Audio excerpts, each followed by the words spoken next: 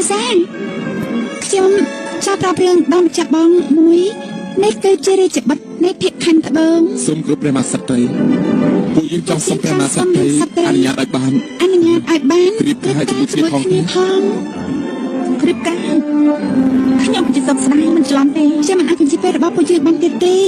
យើងនឹងត្រូវការពីថ្ងៃដើម្បីរៀបចំកម្មវិធីនេះឡើងពិតណាស់យើងបានស្រឡាញ់គ្នាអាណាពិតណាស់យើងអញ្ជើញបងប្អូនប្រុសរបស់លោកស្នាក់នេះជាមួយយើងទៅដែរជាការពិតណាស់គឺមិនបានទេណាសម្រាប់ពួកណាមិនឲ្យអ្នកណានៅទីនេះទេហើយក៏មិនឲ្យអ្នកណារៀបការនៅទីនេះដែរហេតុអីទេបងចង់និយាយគ្នាទៅពីអ្នកសិនបានទេចាណាក៏ត្រូវរៀបការដែរព្រោះយើងទាំងពីរស្រឡាញ់គ្នាហើយល្អឯងមិនអាចរៀបការបរោះទឹកទៅជួបទេចាប្រសិនបើវាជាស្នេហ៍ពិតអាណាឯងដឹងអ្វីថាស្នេហាពិតទេចាបងដឹងដែរបើមិនចាបងមិនដែលបានចេញមកជួបមនុស្សផាននោះខ្ញុំស្ដាប់ហេតុផលរបស់ខ្ញុំទេប៉ុន្តែខ្ញុំនៅតែមិនព្រមឥឡូវនេះខ្ញុំសុំជិបសិនព្រះមហាក្សត្រខ្ញុំគិតថារយៈបត់គួរតែត្រឡប់ទៅវិញព្រោះទៅដល់ពេលបាត់ទ្វារហើយក្រាបទូលអាសាអត់ទេចុះអាសាណាស់ទៅវិញអាសាខ្ញុំសុំវ៉ាណាមិនឲ្យរស់នៅដូចនេះទៀតបានទេ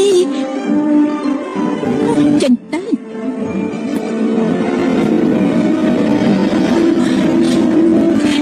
តាខ្ញុំបានធ្វើទៅលើបងស្រីចេញទៅអាណាហេតុអី